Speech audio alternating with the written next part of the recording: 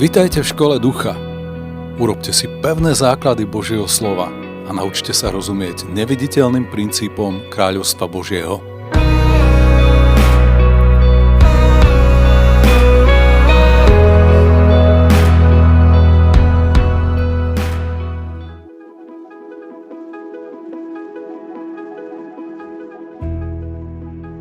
Chodiť duchom, byť vedený Duchom Svätým, žiť duchom. To sú všetko výzvy písma, ktoré nachádzame hlavne v 7. a 8. kapitole listu Rimanom a v 5. kapitole listu Galatianom. Opisuje sa nám tu možnosť chodiť nielen podľa ducha, ale aj druhá opačná možnosť chodiť podľa tela. Telesní podľa týchto kapitol nie sú ľudia mimo Krista, nemajúci ducha Kristovho, ale veriaci, ktorí využívajú možnosť svojej slobodnej vôle vyvoliť si jedno či druhé. Môže sa to javiť ako neškodné či nezrelé uvažovanie, ktoré treba prekryť s hovievavosťou. Ako rodič sa zmilovávam nad svojimi deťmi a nerobím veľkú vedu z ich nedokonalostí, avšak voľba dospelého člena tela Kristovho chodiť podľa tela, nie podľa ducha, je niečím oveľa vážnejším a ďalekosiahlejším. Pozrieť sa do písma a spoločne vykladať jeho prorocké slová vás aj dnes pozýva Martin Ilavský.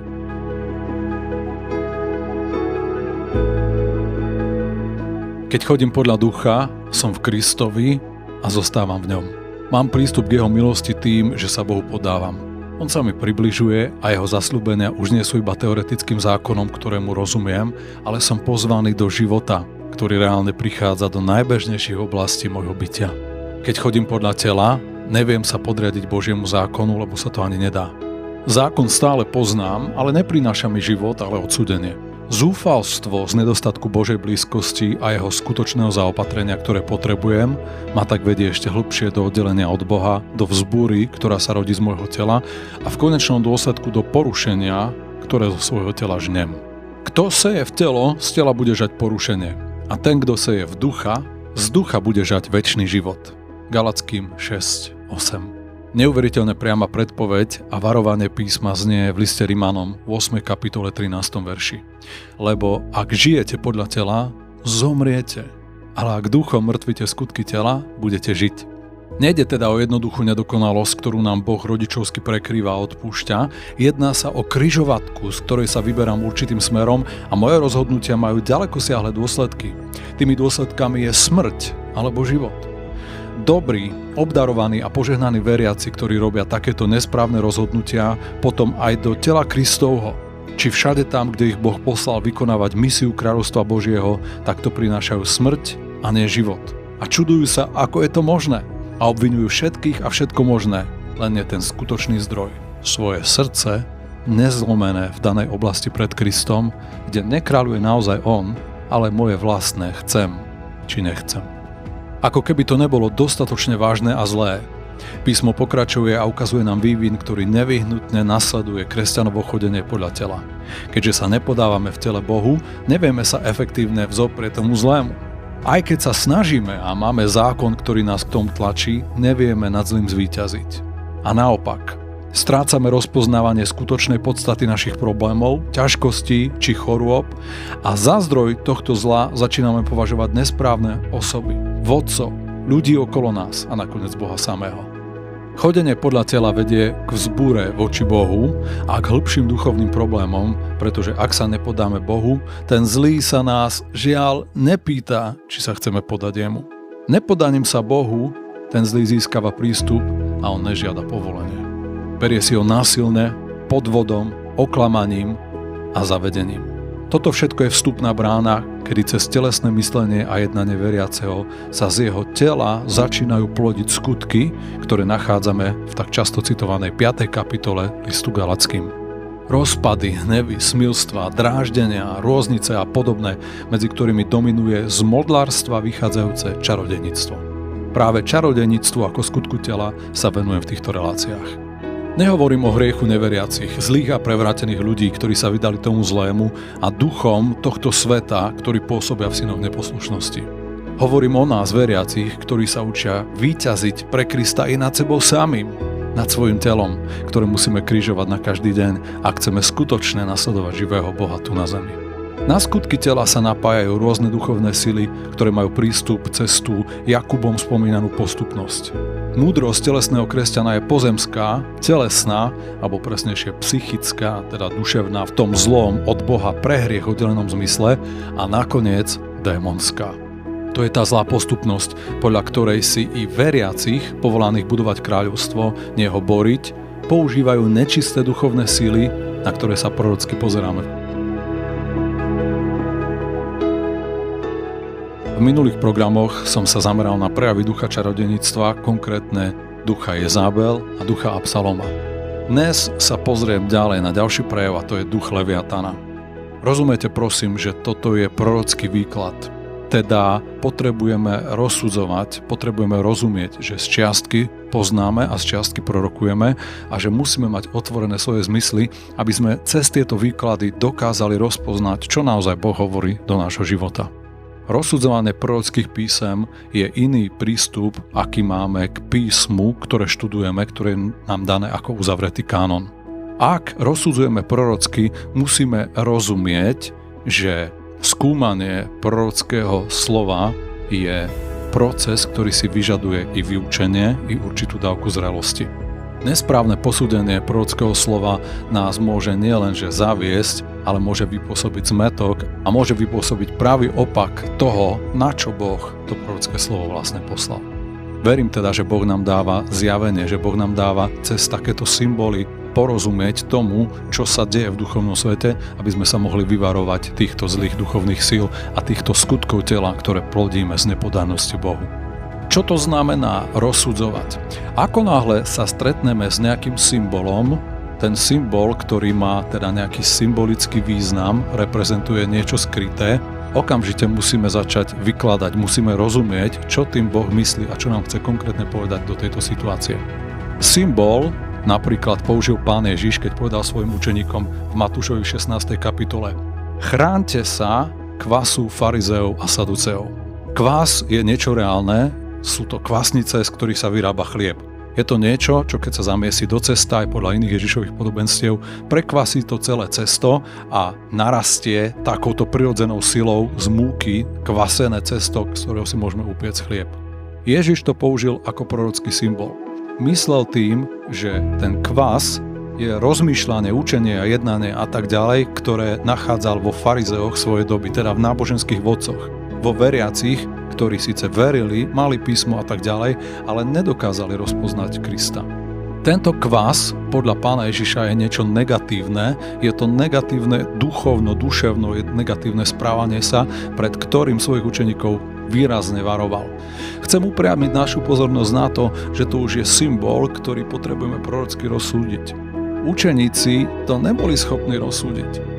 Kvôli tomu, že rozmýšľali a medzi sebou diskutovali, Ježiš zrejme hovorí o tej reálnej situácii, v ktorej sa teraz nachádzame, že sme na lodi a zabudli sme zobrať so sebou chlieb, zabudli sme zobrať potraviny a Ježiš nás kára. Ježiš to vo svojom duchu rozpoznal a nie len, že zasiahol do tej neschopnosti učeníkov rozlíšiť, rozpoznať a poznať to, čo Boh skutočne hovorí, ale začal kárať i to, čo je za tým. Ak teda prorocky sa stretávame s nejakým symbolom, musíme pred Bohom skúmať, čo nám Boh hovorí. A musím si byť istý, aj ja, ktorý používam prorocké symboly a hovorím vám nejaké prorocké veci, ktoré treba rozsudzovať, som si istý, že každý, kto počuje toto vyučovanie, ho príjme nejakým svojím spôsobom. Je úplne bežné, že ak Ježiš učil prorocké veci a jeho učeníci dokonca to prijímali telesné, neboli schopní to správne rozsúdiť, ak aj my nie sme schopní toto prijať prorocké a počuť, čo za tým Boh hovorí, rozsúdime to telesné. Buď to jednoducho odmietneme, alebo si to vyložíme nesprávne. Ale Boh nám v tomto všetkom zjavuje svoju dobrotu, svoju moc a riešenie pre kráľovstvo Božie, aby sme neboli používaní zlým duchovnom, teda Jezabel, Achabom, Orfou, Leviatanom, akéhokoľvek ducha môžem použiť, politického ducha, ducha čarodeníctva, rôzne duchovno, ktoré sa prejavuje v tomto svete a chce si používať aj veriacich. Potrebujeme byť voči tomu imunní, slobodní a skôr boriť skutky diabla a nie, aby sme borili kráľovstvo Božie. Pán Ježiš sa na svojich učeníkov, ktorí to neboli schopní správne prečítať a zobrať to Božie posolstvo, ktoré im predkladal, nahneval sa na to, káral ich a dokonca im odhalil to, čo je za tým. Povedal im, vy ste tvrdého srdca, pretože ste zažili Božie zázraky, ktoré neprišli iba kvôli tomu, aby ste získali to zaopatrenie, ktoré zázračne Boh dal, teda rozmnoženie rýb a chlebov, aby nasýtil zástupy. Cieľom nebol urobiť iba tento zázrak, ale cieľom bolo zjaviť Božiu podstatu, kto Boh naozaj je, že On nám chce naplniť naše potreby, je to jedno, v akej zúfalej situácii sa nachádzame. Učeníci to síce videli, ale nevideli, tak ako to Izaiáš prorokuje, aj písmo nám opakuje toto prorocké slovo. Vidíte, ale nevidíte, počúvate, ale nepočujete, nerozumiete, lebo vám obťažilo srdce. A tak Pán Ježiš káral dokonca svojich vlastných učeníkov, hovoriac, či ste nevideli tie zázraky, či stále ste ešte tvrdého a neveriaceho srdca. Ak mám tvrdé a neveriace srdce, vidím Boha, vidím jeho jednanie, počujem jeho slovo, počujem jeho prorocké jednanie s ľuďmi a s Božím národom, ale neviem to správne vyložiť, neviem odtiaľ prijať to Božie posolstvo.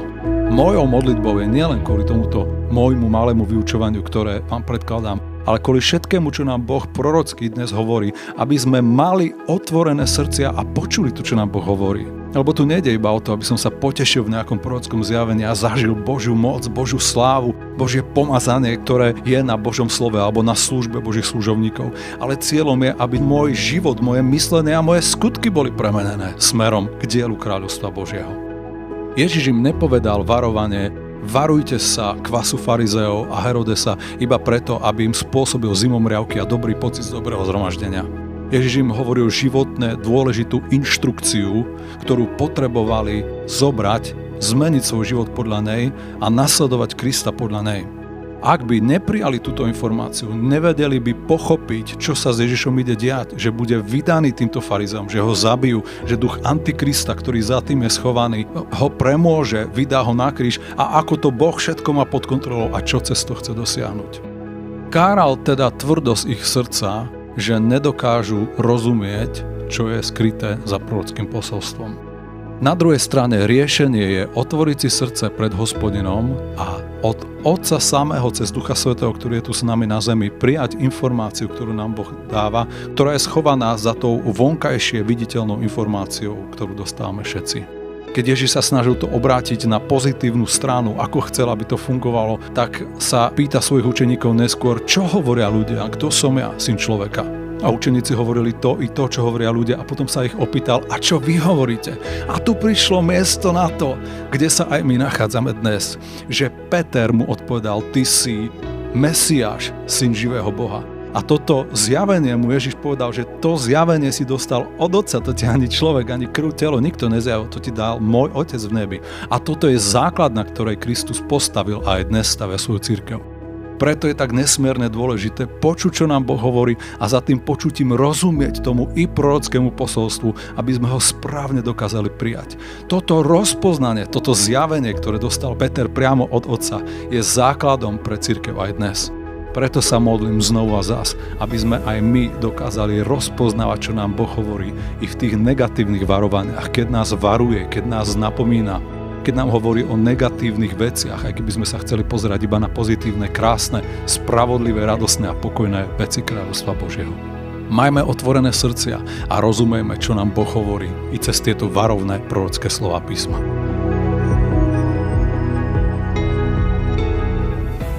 Pozrime sa teda konečne na ducha Leviatana. Duch Leviatana je nazvaný podľa stvorenia, podľa bytosti, o ktorej ani presne nevieme, čo to je. Či je to krokodil, alebo je to obrovský morský had. Je to jednoducho stvorenie, ktoré je spomínané v Božom slove, napríklad v knihe Joba, ktoré nachádzame v Žalmoch a hlavne v Izaiášovi 27. kapitole. Leviatán je teda morské stvorenie, podľa ktorého je prorocky nazvané duchovno, ktoré sa prejavuje voči Božiemu ľudu. Toto duchovno nachádzame ako nenávistnú mocnosť, ktorá nie je len malým duchom vzbúry, ktorý pôsobí v jednotlivých ľuďoch, ale je to kniežatstvo a mocnosť, ktorá si používa celé národy, ktorá si používa faraóna ako nástroj na zabitie, zotročenie a v konečnom dôsledku záhubu Božieho ľudu. Leviatán v určitom zmysle je synonymom pre samotného satana. Duch Leviatana sa samozrejme prejavuje aj na rôznych nižších úrovniach. Podobné ako iné duchovno je nazvané podľa nejakého hada. Had je častým symbolom pre okultizmus, je častým symbolom pre zlé duchovné pôsobenie démonických síl. Leviatán je mocnosť, ktorej hlavou je pýcha. je mocný duch, voči ktorému nebojujeme na osobnej rovine.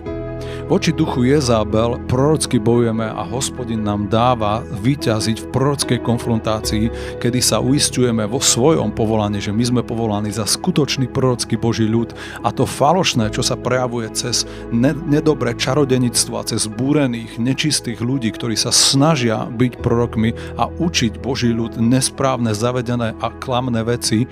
My stojíme v tejto konfrontácii smelo a vidíme, že Boh nám dáva silu konfrontovať a zničiť pôsobenie tohoto ducha a uvoľňovanie nečistého, falošného uctievania cudzích bohov aj v Božom národe. Smelo konfrontujeme a vidíme prejavenie Božieho ohňa.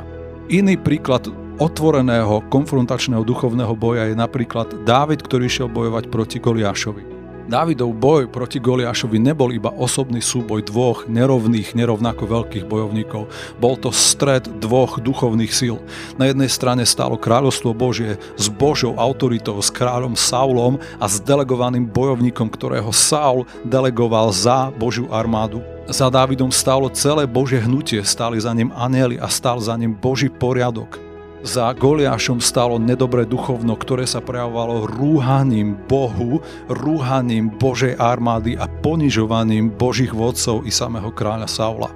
Tento duch to robil opakované, rúhal sa a zastrašoval, uvoľňoval ducha zastrašenia na celú armádu Božiu.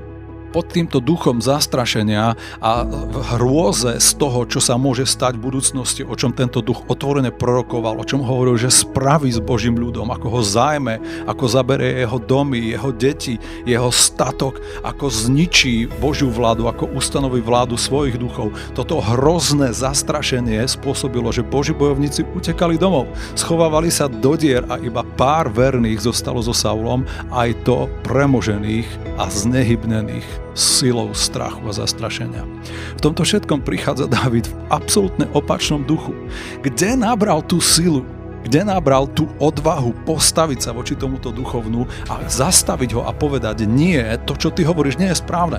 Túto konfrontáciu rovnako vidíme u Eliáša, ktorý sa dokázal postaviť voči Achabovi pod jezabelským duchom, ktorý obvinil Eliáša. Ty si ten, ktorý trápi Izraela. A Eliáš voči tomu stojí, konfrontuje túto lož a hovorí, nie ja, ale ty a čarodejníctvo, Jezabel a smilstvo a nečistota ľudu, ktorý ty vedieš, spôsobila toto zlo, ktoré je tu na tejto zemi už 3,5 roka. A tak Dávid odvrhol to klamstvo, tú lož toho ducha, ktorý bol za Goliášom, ktorý svojimi bohmi preklínal Dávida a vojsko a tak ďalej. On to odvrhol a povedal, to, čo mi ty hovoríš, tú informáciu, tie prorocké slova o tom, ako ma zabiješ, ako si zoberieš, neviem čo, moju zbraň, on to všetko povedal, to nie je pravda. Ty ideš voči mne vo svojej sile, ja idem voči tebe v mene Hospodinovom. Otvorené ho konfrontoval, išiel voči nemu, pustil duchovno zo svojho srdca, prorokujúc, dnes Hospodin mi ťa vydal do mojej ruky a ja ťa zabijem a zotnem ti hlavu a vydám ju nebeským vtákom a všetek ľud zvie, že je Boh v Izraelovi. Toto prorocké slovo bolo mocné a uvoľnilo duchovnú silu, ktorá pomohla maličkému mladému chlapčekovi, možno 17-ročnému, s kamienkami sa postaviť voči tomuto obrovskému obrovi, ktorý mal vlastného nosiča štítu ako dvere, ktorí išli pred ním. Predstavte si tú aroganciu, tú silu, tú moc. A v tejto otvorenej konfrontácii sa Dávid postavil nielen voči tomuto obrovi, ale voči tomu obrovskému duchovnu a mocou Hospodinovou ho zabil. Tým všetkým ukazujem na otvorenú priamu konfrontáciu. Hovorím v skutočnosti o duchu Leviatana. Duch Leviatana nie je niečo, voči čomu môžeme ísť takto otvorenou konfrontáciou. Božie slovo nám hovorí, že nedá sa ísť voči tomuto duchovnu takto priamo, pretože ak niekto položí na neho svoju ruku, tak si bude naveky pamätať na ten boj a neurobi toho už nikdy viacej. Ľudia, ktorí sa púšťajú do konfrontácie s duchom Leviatana, zažívajú neuveriteľný tzv. Backlash, po anglicky hovoríme ten spätný náraz. To znamená tú zúrivú, negatívnu odpoveď toho osieho hniezda, do ktorého pichneme. Ježiš sa nebál pichnúť do osieho hniezda, keď konfrontoval ducha farizeov, ducha antikrista, keď konfrontoval neveru vo svojej rodnej synagóge, rozdúchal to a odhalil, čo je za tým a spôsobil, že to vybuchlo a že sa ho snažili zabiť. Čiže je čas na priamu konfrontáciu a na rozpitvanie toho, čo tam je. ale je čas stiahnuť sa a nebojovať priamo voči určitému duchovnu, pretože Hospodin nám hovorí, daj pozor, lebo ak to urobíš, tak na to budeš naveky pamätať a budeš sa báť. Niekedy ľudia po takomto spätnom náraze sa totálne sťahujú z duchovného boja. Hovoria o obrovských zásahoch do svojho zdravia, do svojho života a na základe tohto zásahu, tohto zastrašenia sa úplne sťahujú z odvážnych modlitieb a z odvážnej konfrontácie, ktorú som spomínal u Dávida, u Ježiša, u mocných bojovníkov Božích. Je to všetko kvôli tomu, že musíme mať rozumnosť. Musíme mať poznanie, kedy voči čomu ísť a kedy sa stiahnuť. Pán Ježiš sa takisto i pred duchom Antikrista schovával. Otvorene cez deň slúžil v chráme a potom na noc utekal preč. On vedel, je tu nebezpečenstvo a Božia stratégia bola teraz sa stiahnuť. Teraz nebudem dráždiť, teraz nebudem skúšať, či ma Boh ochráni, aj keď ho Boh ochránil mnohokrát. On vedel, teraz musím doslova utiecť. Aj my sa musíme niekedy stiahnuť, keď rozpoznáme toto určité duchovno a musíme volať k Hospodinovi, aby on bojoval voči tomuto duchu. To je konkrétne riešenie Božie na ducha Leviatana. V Izajašovi v 27. kapitole máme napísané, že Hospodin sám navštívi Leviatana svojim mečom, tvrdým, veľkým a mocným. Toho dlhého hada rýchleho a Leviatana skrúteného hada a zabije draka, ktorý je v mori. O Leviatanovi sa dá strašne veľa hovoriť, ale na to nemáme teraz priestor. Tak len spomeniem niektoré jeho charakteristiky a ako sa prejavuje, žiaľ, i uprostred Božieho ľudu. Duch Leviatana je na prvom mieste duch dezinformácie. Je to duch, ktorý prekrúca komunikáciu. Prejavuje sa alebo často spolupracuje s rôznymi tzv. Prekladačmi. Nainštaluje do ľudskej komunikácie prekladače, ktoré zafarbujú a hlavne kvôli tomu bolestivému, horkému alebo nezdravému zafarbeniu, ktoré človek má vo svojom srdci z neuzdravenej traumy či z pohoršenia a tak ďalej, zafarbuje túto komunikáciu a neskôr ju prekrúca až ju totálne pretáča. Jeho cieľom je obrátiť dobré na zlé a zlé na dobré. Na vrchu médií, vo filmoch a v showbiznise vidíme prácu ducha Leviatana nesmierne otvorenú a nesmierne úspešnú. Cez filmy, cez popkultúru a cez i fantázii hnutie, ktoré zasahuje našich mladých, vidíme, že sa prekrúca a to najhoršie zlo sa ukazuje ako dobré a to najlepšie dobro, Božie autority, Božia pravda, policajti, učitelia, to všetko sú tí najhorší, najfalošnejší, najskorumpovanejší a najprevrátenejší ľudia na svete. Cieľom ducha Leviatana je oddeliť ľud Boží od svojich vodcov. Je to duch, ktorý nenávidí vodcov, ktorý nenávidí Božiu jednotu. Každé vyššie duchovno je duchovno spojené so vzburou, ale duch Leviatana špeciálne nenávidí jednotu kvôli tomu, že rozumie, že Boh dal do jednoty Božieho ľudu najväčšiu moc, aká existuje vo vesmíre. Je to moc hody, pri ktorej Ježiš hovorí, ja sám som vo vašom strede a čokoľvek prosíte v mojom mene, môj nebeský Otec vám to dá. Táto moc je tak neuveriteľná a tak málo ju skutočne zažívame ako veriaci, aj kvôli tomu, že nepriateľ tomu veľmi dobre rozumie. Cez telesnosť a cez skutky tela i cez rôzne duchovné vplyvy, ktoré spomínam aj v týchto reláciách, sa snaží rozbiť jednotu, spôsobiť rozpady, sekty, rôznice, dráždenia, oddelenia sa jeden od druhého. Hospodin stojí a Božie srdce stojí za blízkosť Božieho ľudu, za priblíženie sa srdca vedených k vodcom, za srdce vodcov, ktoré je pokorené, zlomené, ale zároveň silné a odhodlané viesť v dobrom i zlom a priblížiť sa i k tým najmenším, i k tým najslabším v Božom ľude. Srdce rodičov sa obracia k synom, srdce dcér sa obracia k matkám, srdce starých sa obracia k mladým, srdce detí sa obracia ku svojim predkom. To je práca Ducha Svätého, to je zjednotenie. Duch Leviatana nenávidí jednotu a odsekáva na prvom mieste vedených od svojich vodcov. Duch Leviatana je právom nazvaný ako duch pýchy. Jeho hlavou, samotnou hlavou je pýcha. Ak chceme úspešne jednať s duchom Leviatana a vidieť, že Hospodin ho správne zasiahne, musíme exponovať tú pýchu, ktorá je schovaná za zdrojom tých problémov. Prečo sa veriaci môže dostať pod ducha Leviatana? Dostáva sa kvôli pýche.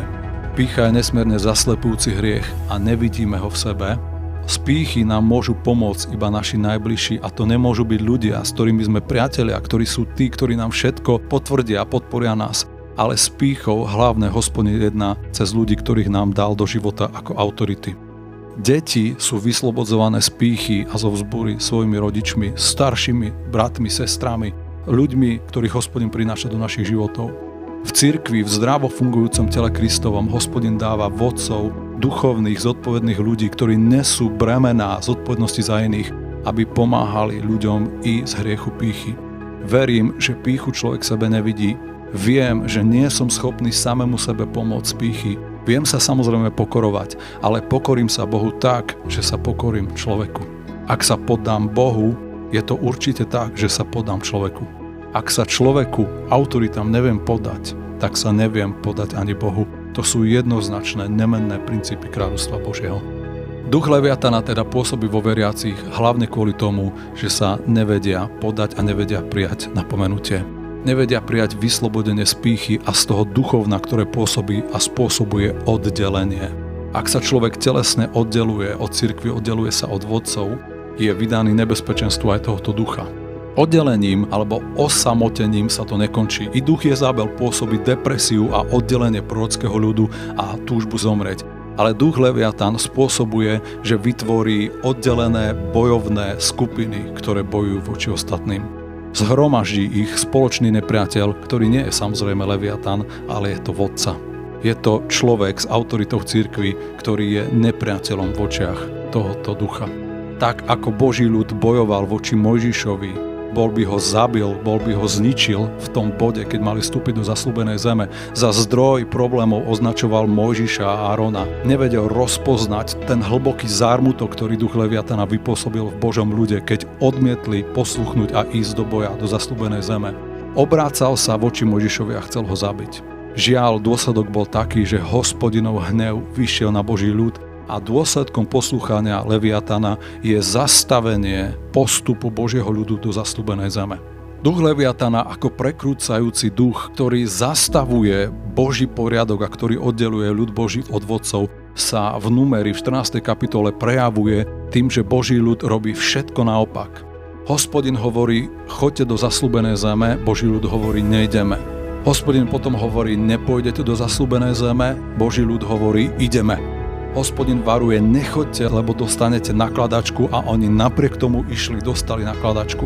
Neustále sa búria, snažia sa zabiť svojich vodcov a tých, ktorí jednajú v Božom duchu a tak málo je tých, ktorí stoja v Božom duchu, ako Jozue, Kálev, Mojžiš a Áron oproti 10 000, možno miliónom ľudí, ktorých zachvátilo toto negatívne duchovno a ktorí kričia, Boh nás vydal sem, aby sme tu zhynuli všetci. Duch Leviatana dokáže rozpáliť obrovský oheň a dokáže spôsobiť neuveriteľnú emocionálnu bolesť vo veriacich, ktorí uveria tomu, že Boh ich chce vydať do zlého.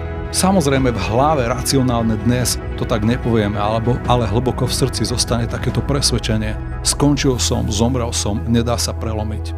V tomto zmysle si dovolím povedať, že duch Leviatana je duch antiprielomu. Ak je Hospodin Boh, ktorý prelamuje, ak je ten kliesniteľ, ktorý pred nami preráža nemožné situácie, duch Leviatana je ten, ktorý zastavuje, vytvára ťažké, hlavne emocionálne bloky, kedy človek vo svojom vnútri uverí a sťažie jeho srdce obrovským obťažením a strachom z toho, že ja neprejdem cez tých obrov.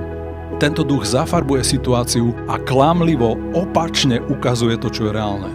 Hovorí, že v zemi sú obry, tí obry zožierajú svojich obyvateľov a v očiach tých obrov sme my ako kobylky a oni nás naozaj zožerú, zničia, my tam nepôjdeme. Skutočná Božia pravda, ktorú dokázali vidieť len ľudia otvorení duchu Božiemu a správnemu výkladu, bola taká, že tí ľudia, tí obry v zemi boli zastrašení, boli premožení strachom z Božieho ľudu a Hospodin sám poslal teror a hrôzu pred sebou a pred týmto Božím ľudom a tí ľudia sa báli a vedeli, Boží ľud ide v Božej moci a Boh je s nimi a my zhynieme, my nemáme možnosť obstať. To bola realita. Ale len toľko málo ľudí dokázalo kvôli vplyvu ducha Leviatana rozpoznať skutočne Boží pohľad na túto situáciu, správne to posúdiť a správne jednať. Majme bázeň Božiu, pretože toto duchovno je nesmierne mocné a je nesmierne silné v tom, že zachvacuje nie pár ľudí, ale zachvacuje masy a národy.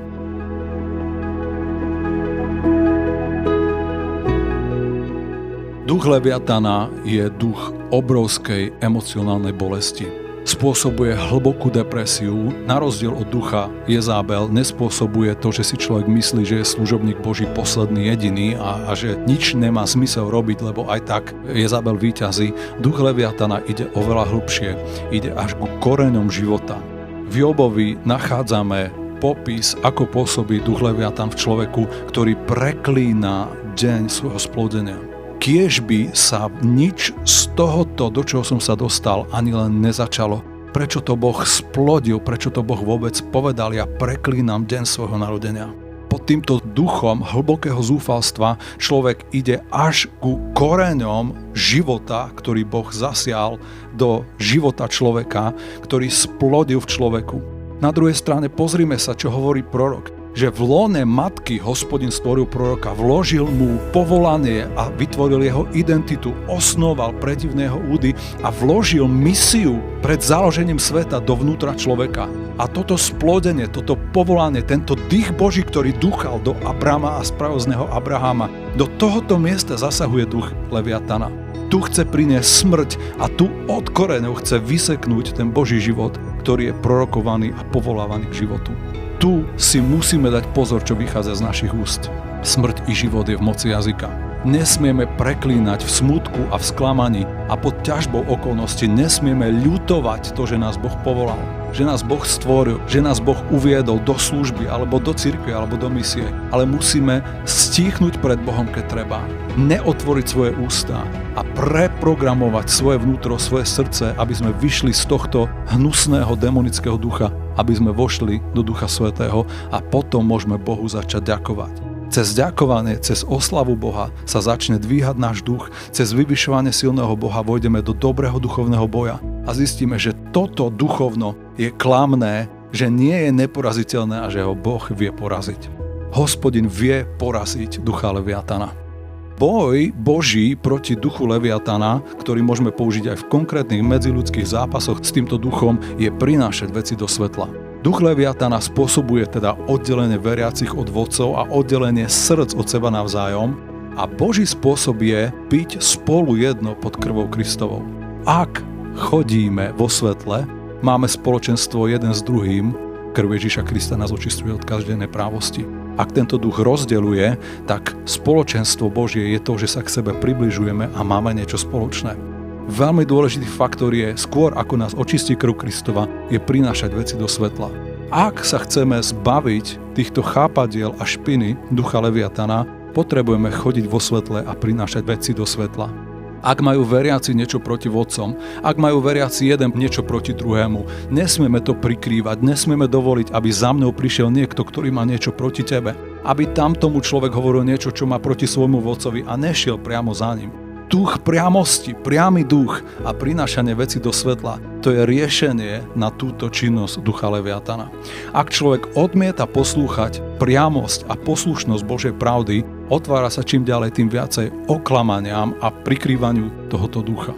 Skončím s obrovským povzbudením písma, ktoré nám hovorí, že tak ako Dávid v tej priamej konfrontácii s duchom Goliáša vyznal, že toto je môj chlieb, toto je niečo, čím ma Hospodin krmí, on mi prestiera stôl v prítomnosti mojich protivníkov.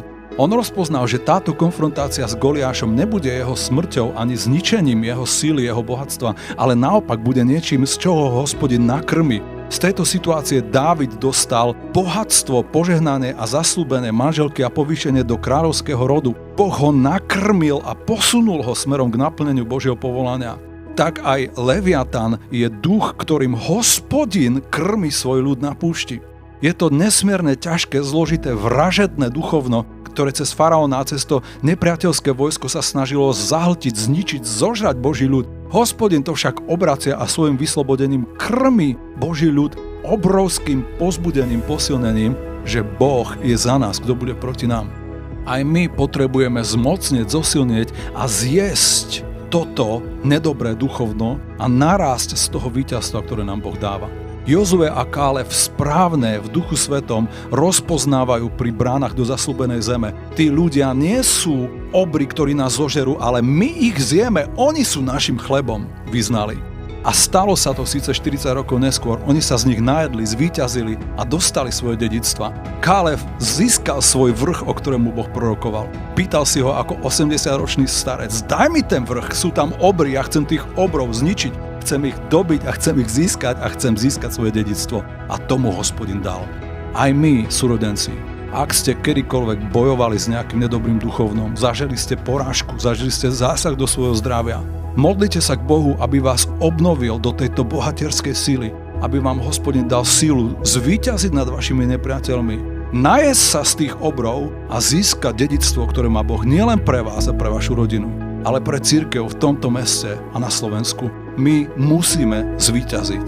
To je Božie poverenie pre nás v Kristu Ježišovi.